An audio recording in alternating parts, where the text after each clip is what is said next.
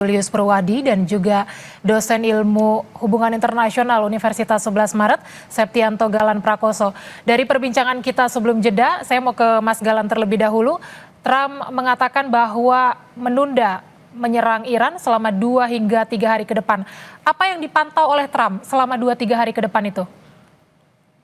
Ya, kalau dari kata Trump sendiri pastinya mereka tetap bersiap dalam hal ini untuk kemudian memberi waktu untuk negosiasi, untuk kemudian melihat bagaimana peluang untuk resolusi perang ini, resolusi konflik ini. Tapi juga seperti kata Trump ini kutipan verbatim ya. Jadi maybe kan, pasti dengan adanya seperti itu, entah itu Kamis, entah itu Jumat, Sabtu, Minggu, kita juga masih bisa nyerang Iran dengan kekuatan yang lebih besar, dengan sesuatu yang lebih besar.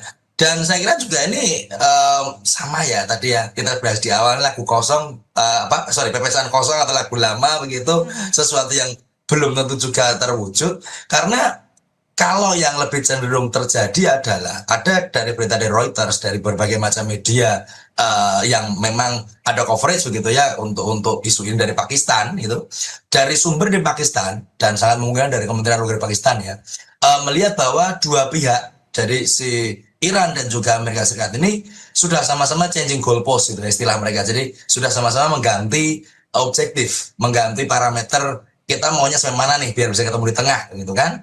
Dan saya kira memang betul kemungkinan yang terjadi adalah negosiasi akan berlanjut kembali, pertemuan bisa akan terjadi dengan isu nuklir yang dikesampingkan. Karena tawaran sebelumnya itu yang disebut Trump sampah itu ya, disebut Trump garbage gitu kan, ngeri sekali begitu.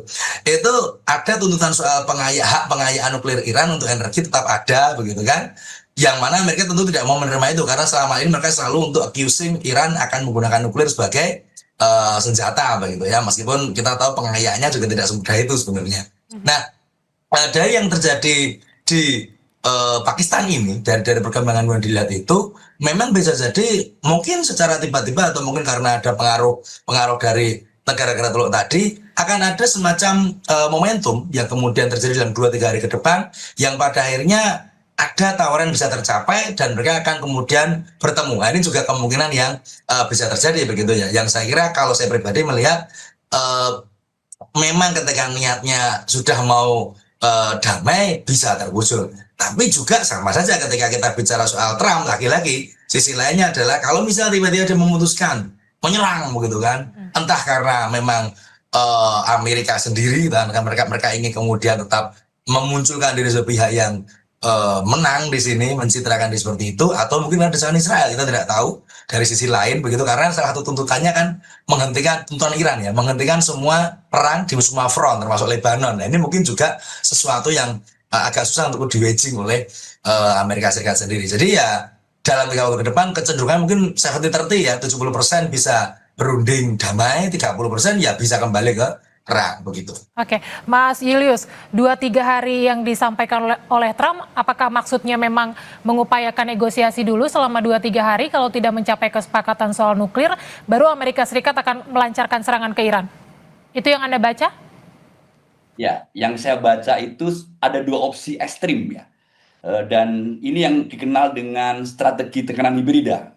Mengkombinasikan antara diplomasi menit-menit terakhir, itu dalam 2-3 hari, dengan kesiapan invasi militer skala penuh. Yang nanti ujung-ujungnya disebut dengan kehancuran total di pihak Iran. Ya, itu gitu. Jadi ada 2 ekstrim selalu gitu. Nah, 2-3 hari ini Trump ingin menguji apakah jalur diplomasi menit terakhir, tenggat waktu 2-3 hari itu akan berfungsi ya, efektif. Permintaan Trump kan sudah sangat jelas bahwa Iran akan menyepakati nota kesepahaman secara tertulis, di mana Iran wajib menghentikan pengayaan uranium selama minimal, nah ini minimalnya kan maunya 20 tahun begitu ya, tetapi mungkin bisa negosiasikan ya, moga-moga bisa dinegosiasikan gitu, dan menyerahkan seluruh cadangan highly enriched uranium mereka ke Amerika Serikat. Lalu imbalan dari Amerika Serikat adalah menyetujui pencairan aset Iran senilai 12 miliar US dollars. mencabut sanksi ekonomi dan kemudian membuka blokade yang selama ini sudah dilakukan dan nanti kira-kira akan 30 hari ke depan. Ya. Satu, ya, jalur diplomasi menit terakhir dalam 2-3 hari. Lalu kemudian yang kedua, pada saat yang sama kita juga mencermati bahwa Amerika Serikat sedang mematangkan opsi militer skala besar dengan yang disebut dengan total decimation, itu juga disebut berulang-ulang, kehancuran total di pihak Iran. Dan itu akan dilakukan jika negosiasi gagal. Nah, pengembangan agresif akan dilakukan dengan serangan udara yang masif kembali akan dilakukan dengan target infrastruktur energi, pangkalan militer IRGC, termasuk sisa-sisa situs nuklir Iran. Nah, ini akan didukung dengan yang disebut oleh Trump nanti operasi pasukan khusus, unit operasi khusus darat ke wilayah Iran untuk misi-misi taktis yang sudah ditargetkan. Ya. Nah, sementara waktu blokade akan dilanjutkan. Harapan di opsi yang kedua, opsi militer tadi adalah dalam jangka beberapa hari ke depan perekonomian Iran lumpuh gitu ya, masyarakat Iran akan bergerak. Itu sempat ditanya kemarin oleh wartawan gitu, apa harapan Anda jika ada masyarakat Iran yang ingin protes ya dan menggulingkan pemimpinnya gitu. Oh, itu yang diharapkan kan gitu. Nah, hari ini kita melihat kemarin ya, karena ini pagi-pagi kemarin kita melihat bahwa inflasi ekonomi sudah cukup tinggi di Teheran gitu, dan ini mencerminkan situasi yang sulit dan berita-berita seperti ini yang ditunggu oleh Trump. Melumpuhnya perekonomian Iran gitu, lalu kemudian ada tekanan masyarakat yang lebih besar gitu untuk penghentian perang gitu ya, dan dalam hal ini adalah menerima opsi yang ditawarkan oleh Amerika Serikat terkait dengan penghentian pengayaan uranium sama sekali gitu ya, dan itu yang sudah selalu digembor-gemborkan dengan memiliki pengayaan uranium. Iran siap untuk mengembangkan rudal berkepala nuklir. Ya. Itu Mbak. Jadi masih ada dua. Oke, artinya memang kedua belah pihak saat ini sedang mematangkan langkah untuk kemudian menentukan bagaimana apa yang akan ke depan sambil memantau situasi. Kalau gitu, ketika kita memperhatikan tensi kedua belah pihak sampai dengan saat ini dan menakar kekuatan masing-masing Amerika Serikat dan juga Iran, siapa kira-kira yang paling mungkin akan melakukan atau melancarkan serangan terlebih dahulu, Mas Galan? Iya, kalau saya jelas ya untuk serangan terlebih dahulu misalnya memecah gencatan senjata ya Amerika, gitu kan?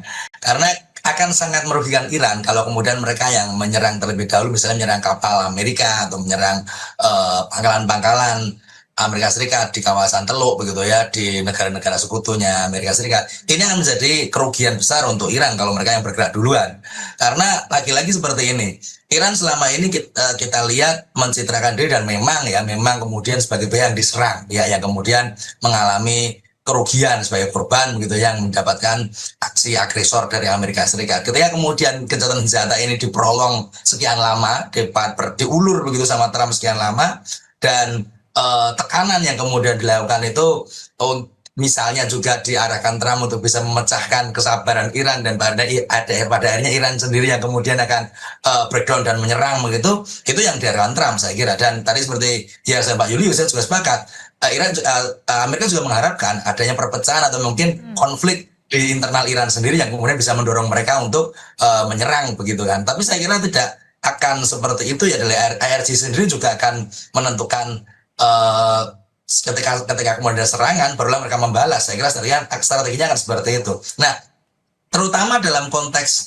siapa yang duluan menyerang atau kemudian apakah gencatan senjata yang berakhir dengan satu pihak yang akhirnya menyerang, itu membutuhkan situasi yang betul-betul di ujung tanduk begitu, sudah benar gap gitu kan. Entah itu biaya maintenance-nya pasukan Amerika yang sudah semakin membengkak, atau kemudian inflasi ekonomi Iran yang semakin tinggi, atau kemudian Selat Hormuz yang sudah menahan sekian banyak kapal sebegitu lamanya sehingga dunia juga protes. Ini kan sebenarnya sama-sama mendorong kondisi atau situasi dari berbagai sektor sampai ke ujung-ujungnya, sampai ke pinggirnya begitu ya, sampai ke breakdown point begitu kan, yang dimana akan menantang bagaimana negara belligerent yang terlibat, apakah itu Amerika Serikat, Iran, bahkan mungkin juga Israel gitu yang akan kemudian memecahkan ini gitu. Nah, dari kemungkinan yang ada, lagi-lagi saya ingin ulangi, Iran tidak dalam posisi rasional untuk kemudian melakukan serangan terlebih dahulu dalam konteks gencatan senjata ini. Amerika Serikat yang paling akan menyerang, dan Trump dengan gampangnya pasti bisa memberikan times up gitu, bilang waktu habis, kami akan menyerang lagi karena Iran nggak bisa menyediakan kesepakatan yang bagus, mereka nggak mau komit buat menghilangkan program senjata nuklirnya atau apalah alasan yang diambil untuk kemudian menjustifikasi serangan dia lakukan. Ya, Mas Julius, meskipun Iran tengah mempersiapkan diri untuk melawan Amerika Serikat, Anda melihat bahwa Iran akan tetap bersikap pasif, tidak akan agresif menyerang terlebih dahulu kalau tidak diserang oleh Amerika Serikat? Ya, itu sejak awal posisinya sangat jelas. Akan melakukan serangan balik jika diserang. Dan itu adalah hak semua negara menjaga kedaulatannya. Ini eksplisit ya, sudah disampaikan. Dan saya melihat dari awal posisi ini tetap dipegang teguh sampai hari ini. Termasuk pada detik ini, di mana ancaman serangan besar-besaran tidak dilakukan ternyata gitu. Lalu kemudian diberikan 2-3 hari ke depan. Saya berkeyakinan betul, saya sepakat betul juga dengan Mas Galan bahwa secara rasional akan sangat merugikan Iran jika dia melakukan serangan terlebih dahulu. Saya kira itu. Dan saya kira Iran punya alasan untuk buying time, menunggu-nunggu gitu. Bukan sekedar mematangkan posisi militernya, melakukan serangan balik, tetapi juga menunggu apa yang terjadi di Amerika Serikat. Kalau kita cermati yang terjadi di sana, di Amerika Serikat, perpecahan di antara Kongres itu kan sangat real. Termasuk juga tekanan dari publik menghadapi situasi perekonomian yang semakin sulit. Di Kongres, Blok Demokrat kan selalu menuduh perang ini ilegal, gitu. Lalu menuduh transparansi, termasuk biaya perang yang sangat besar. Itu tidak rasional perang ini dilakukan. Berulang-ulang menyebut perang ini tanpa rencana yang sangat jelas, sehingga tidak tahu bagaimana exit strateginya. Saya kira ini juga diulang-ulang terus oleh Blok Demokrat. Ya, sementara pada saat yang sama memang Blok Republik masih mendukung penuh tekanan maksimum yang dilakukan oleh Presiden Trump ke Iran. Ini juga jelas gitu ya, solid. Gitu. Sehingga memang ketika situasinya masih solid di antara dua kubu kekuatan di Kongres, memang belum bisa kemudian menekan Trump untuk menghentikan perang tersebut. Nah, kecuali itu nanti terjadi pembangkangan di kalangan Partai Republik, ya, mulai ragu-ragu terhadap apa yang dilakukan oleh Amerika Serikat ke Iran. Nah, itu akan terjadi sesuatu yang luar biasa. Iran tahu betul ya, Iran tahu betul situasi ini, sehingga dibiarkanlah apa yang terjadi, dan mereka juga berkeyakinan Amerika Serikat tidak akan melakukan serangan itu karena kampanye Amerika Serikat sendiri yang disampaikan di publik termasuk Kongres adalah perang sudah selesai. Perang sudah selesai bahkan sejak 8 April ya gitu, dengan disebut berakhirnya epic fury gitu ya, inisiasi perang gitu ya, itu gitu. Lalu mereka juga selalu mengklaim ini hak prerogatif presiden. Ini disampaikan oleh Pete Hegseth sebagai Menteri Pertahanan. Trump di bawah konstitusi memiliki kewenangan penuh untuk memerintahkan kembali serangan udara tanpa perlu minta izin Kongres. Jika jalur diplomasi menit-menit terakhir akan mengalami kebuntuan. Iran tahu betul, Pak Dian. Ya, Mas Galan, apakah Iran cukup percaya diri bahwa Amerika Serikat tidak akan melakukan serangan karena berbagai tekanan baik itu di internal maupun juga eksternal? Ya, saya kira Iran akan sangat confidence untuk kemudian melihat bahwa Amerika Serikat juga menghadapi sesuatu yang sangat-sangat beresiko begitu, atau mungkin lebih tepatnya Trump menghadapi sesuatu yang sangat beresiko.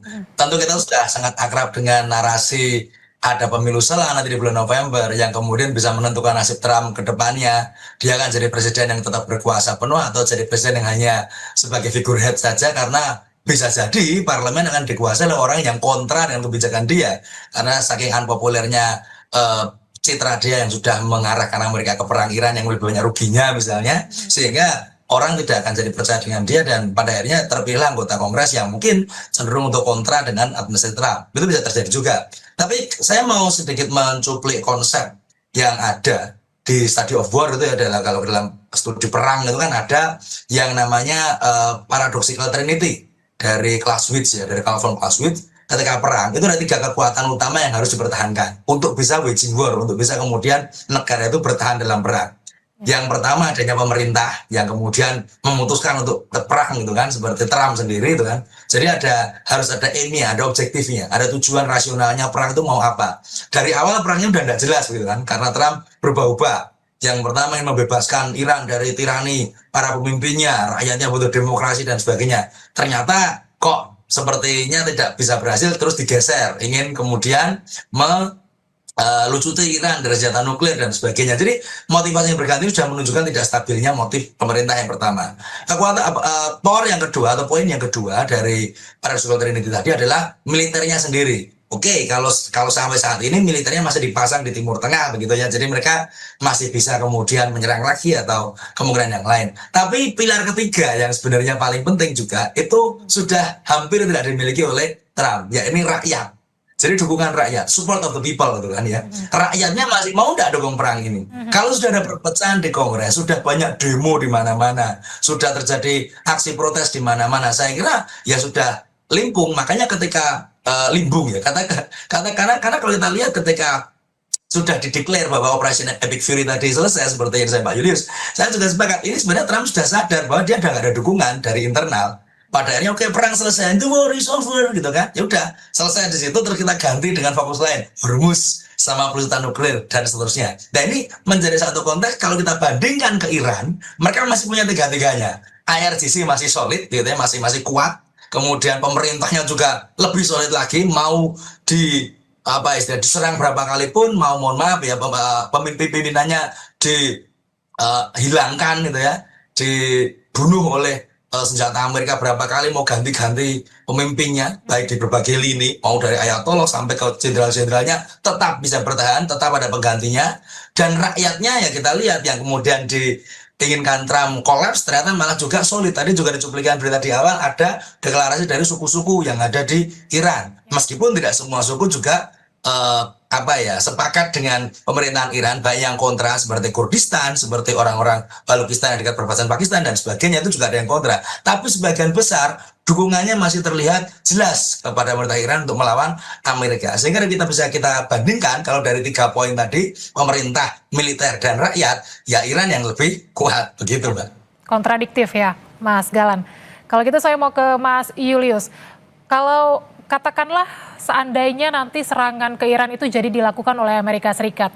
Kalau kita melihat atau menakar kekuatan masing-masing, akan seberapa sengit pertempuran itu dalam bayangan Anda, Mas Julius? Siapa yang akan paling dilemahkan? Ya, seberapa sengit ya pertempuran itu akan terjadi ya. Untuk negara yang secara kekuatan militer itu lebih kecil, kemenangan perang itu akan ditandai oleh berapa lama dia bisa melakukan resistensi, menahan perang tersebut ya. Dan dalam sejarah kita melihat bahwa ketika Amerika Serikat menyerang negara yang kecil, yang lebih kecil secara kemampuan militer, Amerika Serikat butuh waktu bertahun-tahun. Kita ingat perang dengan Vietnam yang diklaim yang menang adalah Amerika Serikat, tapi nyatanya kan akhirnya Amerika Serikat harus pulang dengan rasa malu yang luar biasa. Kita lihat kasus Afghanistan itu juga puluhan tahun ya, ketika Amerika Serikat merasa sudah bisa mengontrol, nyatanya gitu ya bisa diambil alih lagi gitu ya oleh Taliban. Nah, kemudian perang Irak, Amerika Serikat dan Irak itu butuh 9 tahun. Nah, kalau Amerika Serikat belajar dari perang-perang di masa lalu yang selalu membutuhkan waktu yang lama gitu ya, Amerika Serikat seharusnya tidak melakukan ini, serangan kepada Iran. Itu artinya akan kembali lagi berulang bahwa perang itu sengit gitu ya, tapi juga bukan sengit saja gitu ya.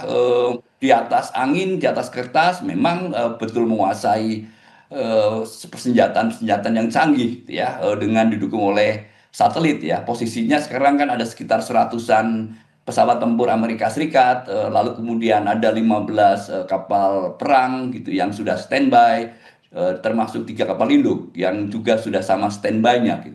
Tetapi semuanya bisa tanpa arti gitu ya, kalau kemudian eksekusi dilakukan, ancaman serangan dilakukan, karena yang akan dilakukan oleh Iran saja adalah akan memastikan bahwa tidak mudah Amerika Serikat untuk menang. Dan itu butuh waktu jangka yang cukup panjang kalau kita membaca pada sejarah. Dan kalau kita melihat pada posisi Iran hari ini, itu akan jauh lebih panjang lagi gitu ya, dengan konsekuensi biaya ekonomi yang akan sangat besar gitu ya. Lalu kemudian termasuk biaya politik ya, yang jangka pendek bahkan gitu, ataupun jangka panjang. Jangka pendeknya ini kan menjelang pemilu setelah November ya. Dan tugas Trump adalah memastikan bahwa ada resolusi sebelum itu terjadi.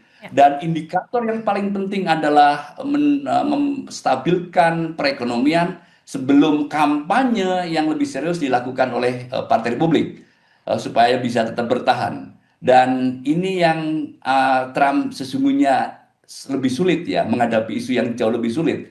Karena approval ratingnya sekarang kan sekira 37%. Dan harusnya sekarang mulai berpikir bagaimana segera menghentikan perang, ya gitu ya, lalu kemudian menstabilkan kembali perekonomian. Ya. Daripada kemudian menghadapi perang yang sangat sengit untuk jangka waktu yang sangat panjang. Gitu Mbak Dea.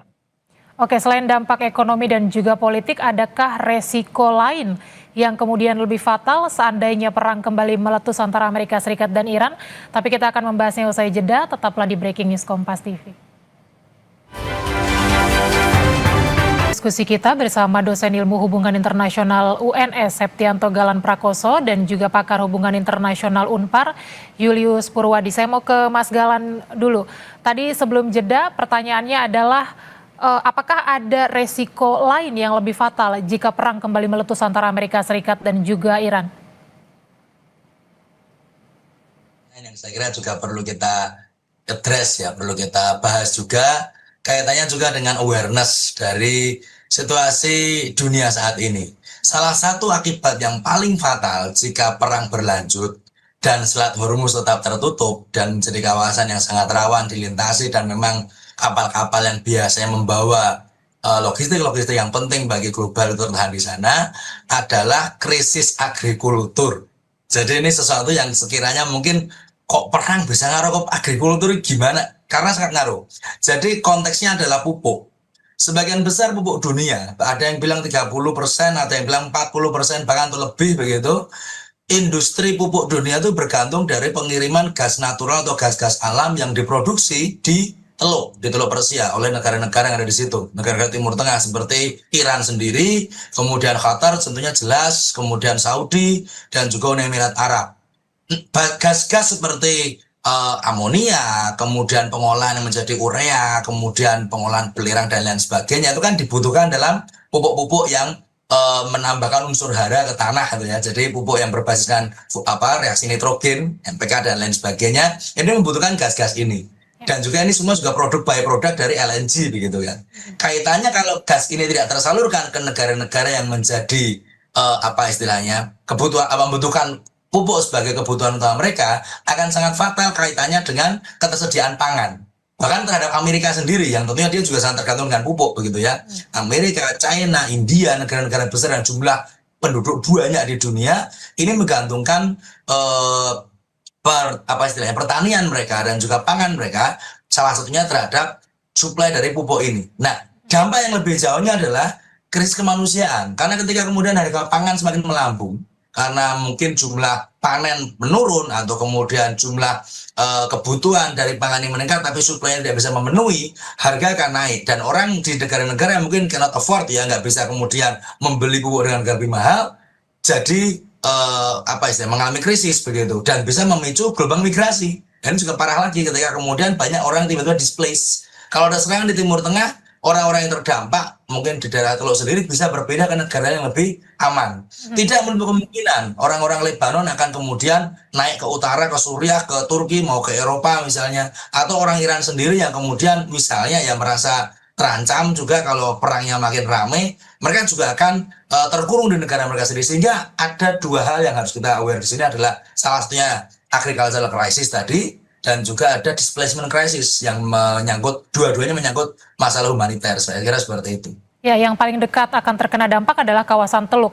Mas Julius, apa yang paling dikhawatirkan oleh kawasan Teluk kalau nantinya Iran dan Amerika Serikat kembali berperang? Dan apakah kekhawatiran kawasan Teluk itu akan menjadi pertimbangan utama Donald Trump untuk tidak menyerang Iran? ada 3 efek domino global ya yang akan terjadi jika diplomasi menit-menit terakhir gagal. Lalu kemudian Presiden Donald Trump meluncurkan serangan militer besar-besaran ke Iran. Yang pertama adalah krisis energi akut. Itu akan langsung terjadi. Lalu kemudian berikutnya adalah potensi resesi ekonomi global. Dan yang ketiga yang kita sangat khawatirkan akan terjadi perang regional skala penuh di Timur Tengah. Nah, analisis menyebut bahwa jika serangan pertama dilakukan oleh Amerika Serikat, harga energi dalam hal ini minyak akan langsung meroket. Seperti rudal-rudal yang meroket gitu ya. Lalu harga energi dunia juga akan meroket. Berapa itu? Kalau sekarang disebut sekitar 109 per barel, US dollar per barel, akan menjadi sekira 132 US dollar per barel, dan bahkan bisa menyentuh di angka 167 US dollar per barel. Dan itu akan timbul karena terjadi kepanikan pasar. Kemudian Badan Energi Internasional juga sudah memperingatkan bahwa cadangan minyak komersial dunia saat ini sudah sangat tipis, sehingga lonjakan harga energi akan memicu inflasi besar-besaran. Hyperinflation di Amerika Serikat, Eropa, dan Asia. Yang resikonya saja adalah akan mengantar ekonomi dunia ke jurang resesi. Dan kita khawatir betul termasuk di Indonesia, dimulai dengan nilai rupiah yang jatuh terhadap dolar. Dan kalau kita ingat kembali tahun 97, itu kan krisis moneter lalu menjadi krisis ekonomi yang sangat parah untuk Indonesia. Itu dampak tidak langsung. Nah, terkait dengan perang regional skala penuh di Timur Tengah ini juga analisis menarik ya. Karena serangan Amerika Serikat ke Iran kemudian akan direspon juga serangan Iran ke negara-negara di Teluk. Nah, berapa lama negara-negara Teluk bisa bersabar untuk tidak melakukan retaliasi langsung, bersekutu dengan Amerika Serikat menyerang Iran? Itu kan selama ini harus diapresiasi ya, bahwa mereka cukup sabar melakukannya. Nah, khawatirnya adalah pada akhirnya gitu, ketika mereka diserang habis-habisan oleh ribuan drone Iran gitu ke negara-negara Teluk, kita menyebut Uni Emirat Arab, Arab Saudi, dan Qatar, itu akan menjadi ujian yang sangat besar juga untuk negara-negara ini. Apakah mereka tetap berdiam diri gitu?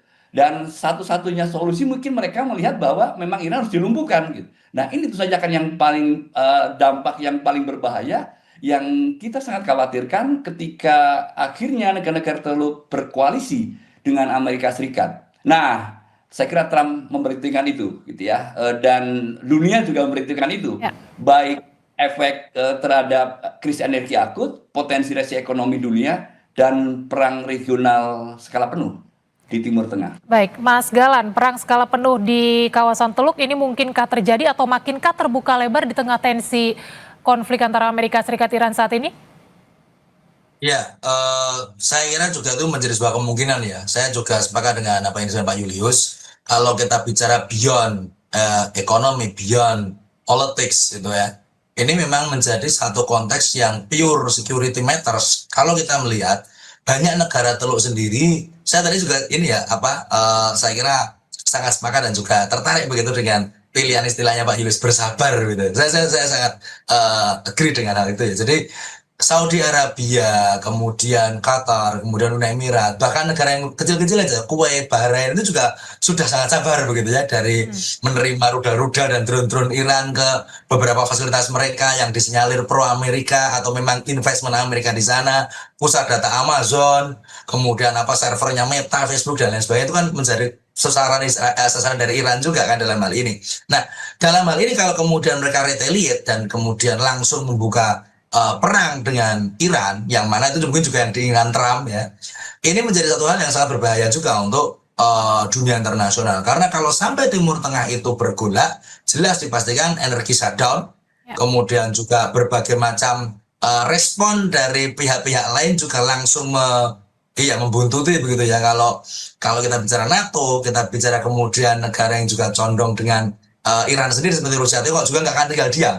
Jadi antara Eropa dan juga Rusia, Tiongkok pasti juga akan bereaksi, dan ini bisa memicu chain reaction yang sangat parah. Salah satu kuncian dari situasi ini yang kemudian misalnya ya God forbid begitu kalau sampai ada regional open war begitu, adalah Pakistan sebenarnya. Oh. Jadi Pakistan menjadi mediator itu juga dalam situasi yang menarik. Dia bukan Big Five, dia bukan Dewan Keamanan PBB, tapi dia punya nuklir, gitu kan? Dia ada nuklir sama kayak India, ya. Tapi dia punya nuklir dan dia menjadi mediator dari perundingan antara AS Iran ini, meskipun sekarang perannya agak sedikit samar begitu karena kemarin nggak berhasil deal begitu ya di awal, dan malah kemarin ditutupi berita juga summit dengan Tiongkok, Amerikanya malah. Tapi Pakistan ini memegang kunci. Kenapa? Karena dia punya fakta pertahanan dengan Saudi.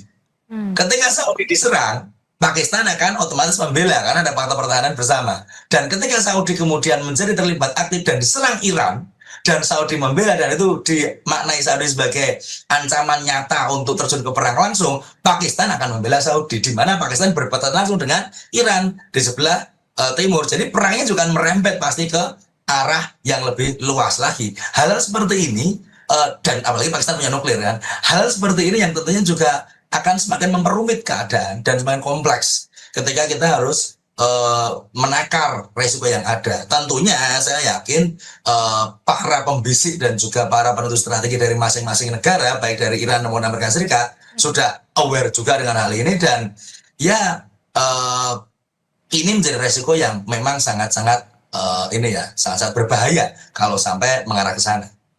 Kalau kita bicara soal negosiasi, masih relevankah itu dilakukan, Mas Julius, di tengah saling ancam antara Amerika Serikat dan juga Iran? Ya, justru 2-3 hari ke depan ini peran sentral Pakistan sebagai mediator itu sangat penting. Ya, kalau enggak opsi yang ekstrim yang lain, serangan besar-besaran yang dilakukan Amerika Serikat.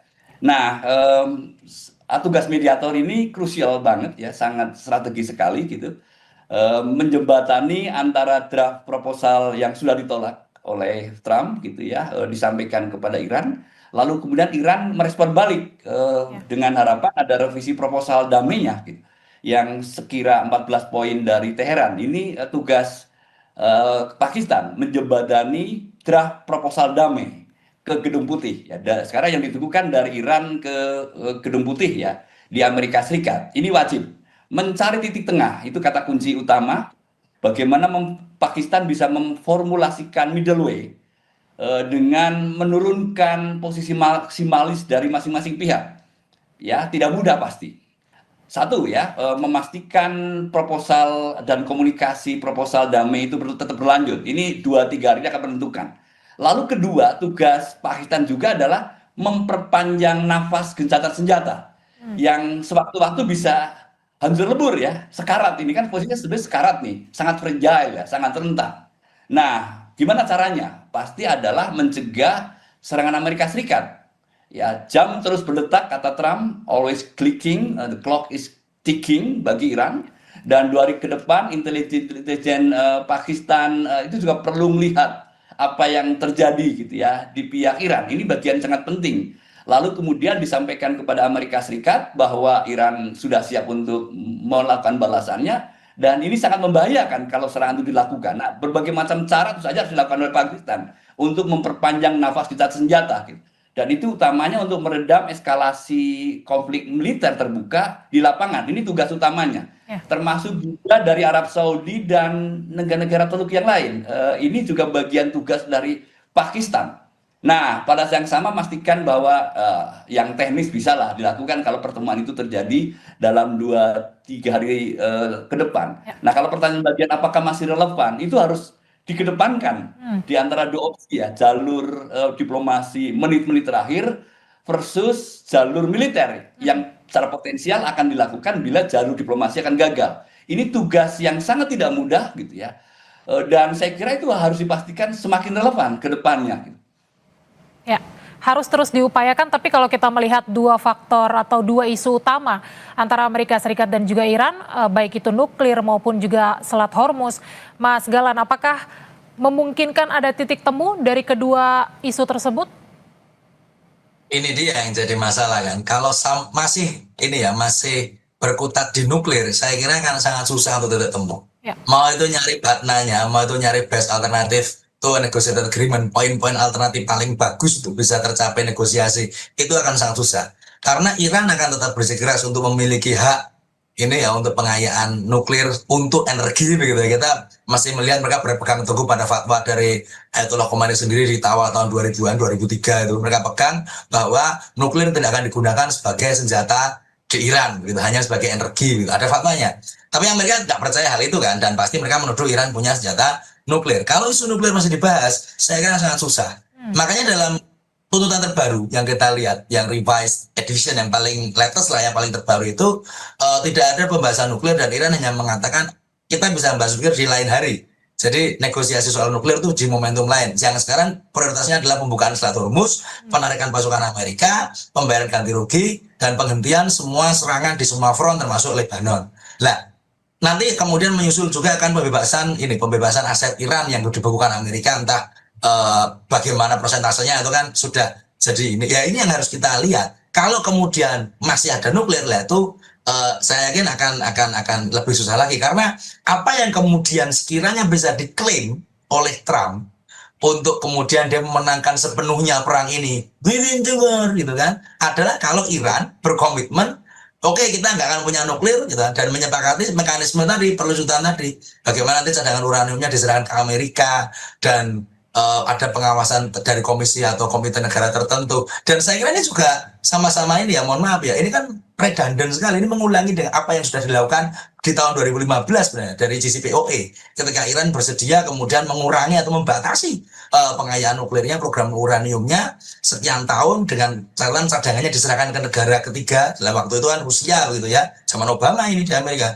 Tapi kemudian tahun 2018 ketika rezim Trump yang pertama, dia langsung keluar dari situ dan langsung nuduh Iran tidak jujur, Iran menerapkan pengayaan nuklir lagi, dan itulah pangkal dari semua masalah ini. Kalau sampai isu nuklir itu kemudian Iran ya udah kita kalah nggak mau nuklir, Amerika akan keluar within the war, pasti seperti itu. Tapi saat ini Iran tetap teguh bahwa nuklir itu hak kekayaan, hak negara mereka untuk pengayaan nuklir ini. Sehingga kalau isu ini masih dibahas, saya kira akan susah untuk mencapai kesepakatan yang benar-benar final gitu ya. Saya ke Mas Julius, yang juga menarik Mas Julius, tadi kita saksikan bahwa Rusia juga berencana akan bertemu dengan Beijing. Nah, apakah ini ada kaitannya dengan proses negosiasi Amerika Serikat dan juga Iran? Dan kalau iya, apakah kekuatan atau pengaruh Rusia ini dibutuhkan dalam proses negosiasi? Ya, dibutuhkan ya. Dan itu sangat requirement bahkan ya, atau prerequisite. Sesuatu yang buat Iran terutama menjadi sangat vital. Ya, kalau nanti misalnya pada akhirnya jalur diplomasi menit-menit terakhir itu akan dilakukan, Iran jelas butuh penjamin ya, dan penjamin utama untuk Iran yang dipercaya adalah Tiongkok, dan ditambah Vladimir Putin dari Rusia. Nah, kalau kita lihat agenda pertemuan Putin dan Xi Jinping ini kan menarik ya gitu. Yang pertama adalah dilakukan setelah kunjungan Trump ke Beijing, sudah ada KTT ya yang menghasilkan sejumlah kesepakatan, tetapi juga ketidaksepakatan. Nah, ini Xi Jinping akan menyampaikan kepada Putin hasilnya apa gitu. Lalu kemudian yang kedua pasti terkait dengan bagaimana Tiongkok bisa menjamin pasokan energinya memadai, minyak dan gas ya dalam skala besar dan dalam jangka panjang. Nah, Rusia tentu saja adalah negara yang punya cukup supply ya untuk menjamin keamanan energi Tiongkok di jangka waktu yang sangat panjang. Lalu yang kedua juga bahasan terkait dengan dedolarisasi dan kerjasama ekonomi. Ini juga kaitannya dengan peringatan 25 tahun perjanjian persahabatan antara Rusia dan Tiongkok. Ini menjadi bagian yang sangat penting. Tentu saja isu yang lain terkait dengan krisis global yang potensial terjadi kalau krisis di Timur Tengah, perang antara Amerika Serikat dan Iran masih tetap berlanjut.